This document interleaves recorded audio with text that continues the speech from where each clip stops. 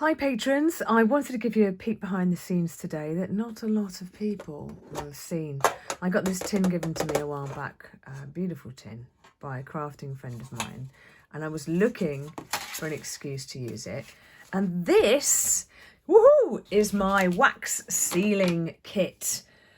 I don't know what happened, something triggered it, but very recently I saw something and thought, wow, I'd love to put wax seals on the back of the art that I do. And so let me show you.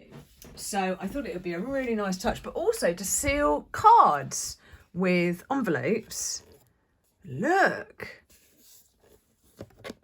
To seal cards with envelopes when I send them in the post. And yes, they do stay on, because I sent a whole load before Christmas and I sat here and sealed every single one with my wax seal, and they all got there intact. I didn't hear of one person who's fell off. So what am I doing today? I'm going to show you how I do it, because safety first, folks. The main thing is that you want to add a certain touch to your art that makes it different from other people's. You need to add something that means it's remarkably yours. So much so that people will mention, oh, I love that little sticker thing you put on the back. It doesn't matter what they call it. The main thing is that they love it. So when you buy something like this, you'll see that obviously it's had a lot of use. I bought this on Etsy, where I sell my cards, and it comes with a little scoopy thing like this. Please be careful, because the bottom of this gets very, very blackened. And unfortunately, I have dropped this once on the carpet and left a disgusting mark which will not come off. So a word to the wise, please be really careful if you're using this. It's worth wiping the bottom of that every so often, also because that can catch fire. This is not a digital solution for making things. Some of them come with one like this. I've found that every time I order new wax pellets, they send me another one of these, which I don't really need, but they seem to supply it with it. So I've only really used these two. It doesn't matter if you use different coloured waxes, because you can mix it together, or indeed over time you can have one for silver, one for gold. I did buy a bunch of different wax in different colours, because I thought it'd be quite cute to use different colour waxes on different coloured dogs and cats and stuff like that, portraits, or certificates or things like that, because I thought, oh yeah, that would match different characters. However, I will confess, I didn't find the sticks that fun to work with, because every time I wanted to use one, I envisaged that I would light the end here like this, and then that flame would drip on the envelope, and then I would stamp it, but it doesn't work. It doesn't work like that. So word of warning, you have to drop off bits and then melt them in here, because this method doesn't work very well. So save yourself some money and time on that, which is probably why you follow me on this page. But I still have a few of them lying around just in case I wanted to do a silver one or something else. I keep a couple of little spare tea lights when I need them. But this is the wax I use at the moment. It's you can buy it. It works out that every seal cost me about 20p or something, which is quite a high cost. But it's worth it for the embellishment factor. So I've worked out a while ago, 1, 2, 3, that 5 of these will work for a seal. And this particular one, you can leave it there while you're chatting. Again, safety first, folks. It's not I haven't got a guard around it or anything like that. Now, you'll notice I've got 2 seals here. I designed them both. You can buy generic ones. Okay, they're very heavy, very satisfying. They come with a wooden handle. If you want to message me, I'll send you the shop that I bought them from, because as you can see, I bought 2 now. I believe they've come all the way from the other side of the world in China. But my logo with the Pictoria on it, obviously, I thought wouldn't look so good on here, because it's the writing would be too small, and I wouldn't be guaranteed that the definition of the wax, you'd be able to read what it said. So I simplified it to a P from my logo. I had a muck around in Photoshop. I also drew these on my iPad in digital art, and I created this circle. And I did the same for the paw print. I drew that freehand. And these are what I use to stamp, depending on whether I'm stamping the back of a custom art piece or a pet portrait. Now, I've just finished another pet portrait. So today I'm going to show you what happens when I do the paw print one. You can see that this is bubbling away nicely in here. Not completely melted yet, very satisfying. If you do sit and do 50 of them at once, not so satisfying. Feels a bit arduous, if I'm honest with you. But I have got here, off camera, a frame that I'm just de-cellophaning. It's too big to fit in the shot, so you just have to talk amongst yourselves.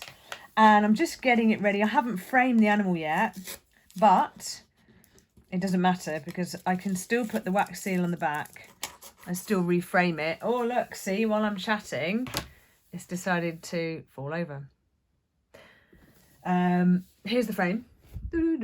Right.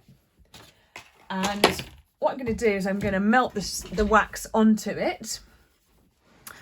I always use the match that I've used to light the candle to stir it with, because I feel like it always needs a little help out of the scoop.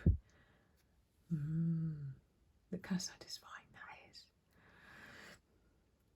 I tend to sort of, what's the word?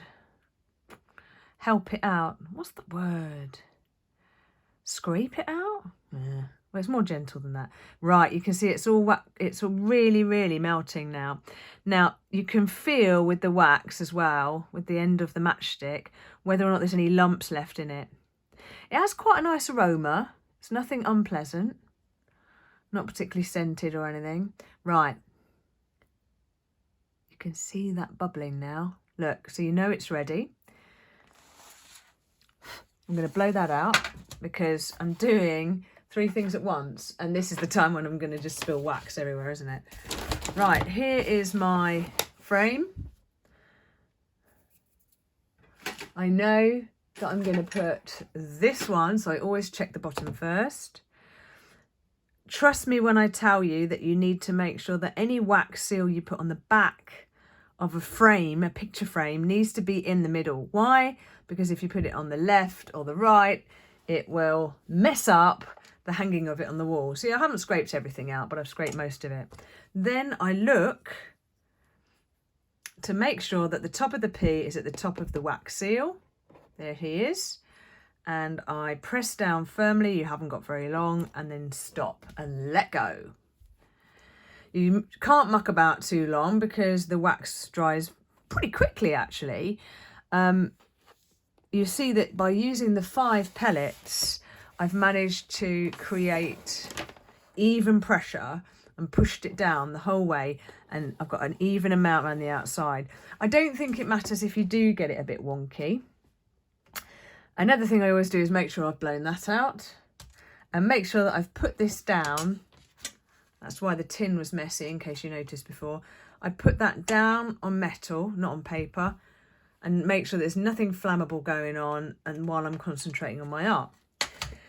If you're doing multiple wax sealing, you want to have a little ramekin or a little shot glass with cold water in it and a bit of kitchen towel roll.